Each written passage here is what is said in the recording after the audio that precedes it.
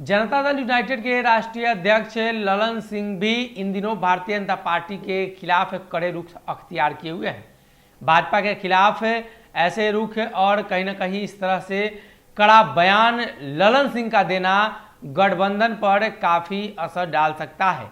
लेकिन ललन सिंह ने सब कुछ साफ साफ शब्दों में रखा है। आपको बता दें कि जनता दल यूनाइटेड लगातार राष्ट्रीय पार्टी बनने की ओर अग्रसर है और 3 राज्यों में जनता दल यूनाइटेड के प्रतिनिधि हैं, वोट प्रतिशत भी है। बात की जाए तो नागालैंड में चुनाव है और ललन सिंह ने ऐलान किया है कि भाजपा के खिलाफ ही वो चुनाव लड़ेंगे और खास तौर पे जब वो चौथे राज्यों में जब जीतेंगे, वोट प्रतिशत उनको आएगा तो कहीं ना कहीं वो राष्ट्रीय पार्टी बन जाएंगे।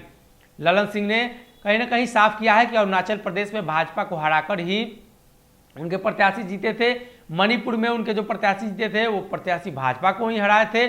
दूसरी सीट पर काफी कम मार्जिन से वो हारे थे। तो ललन सिंह भारतीय जनता पार्टी को साफ साफ शब्दों में अल्टीमेटम कहें या भारतीय जनता पार्टी को कहीं ना कहीं ये बातें बताई गई हैं कि आने वाले दिनों में अगर आप हमें अपने साथ नहीं रखते हैं तो हम अकेले लड़ने के लिए आत्मनिर्भर हैं और ऐसे में हम हमेशा आपके खिलाफ ही चुनाव लड़े हैं और इस बार भी आपके खिलाफ ही चुनाव लड़ेंगे। जनता दल यूनाइटेड जिस तरीके से उत्तर प्रदेश चुनाव में भारतीय जनता पार्टी के खिलाफ चुनाव लड़ रही थी और कहीं ना कहीं उसी दरमियान जो घटनाक्रम देखने को मिला और उसके बाद भारतीय जनता पार्टी लगातार जदयू से दूरी बनाती गई और दोनों को अंततः अलग अलग चुनाव लड़ना पड़ा।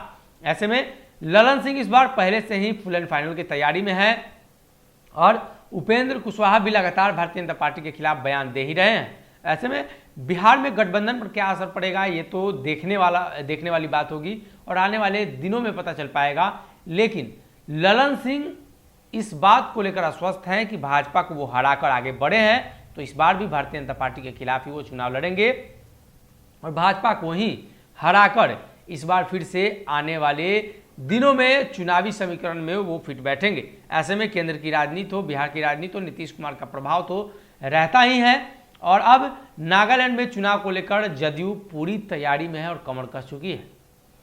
अगर ये वीडियो पसंद आई और वह बिहार के राजनीति और बिहारियत से सरोकार रखेनी तो सब्सक्राइब बटन दबा के चैनल के सब्सक्राइब कर ली। ओजे एगो घंटी बा, ओकरा बटन दबा देला से कुल सटीक और मारक खबर रुआ मुफ्त में मिल जाई।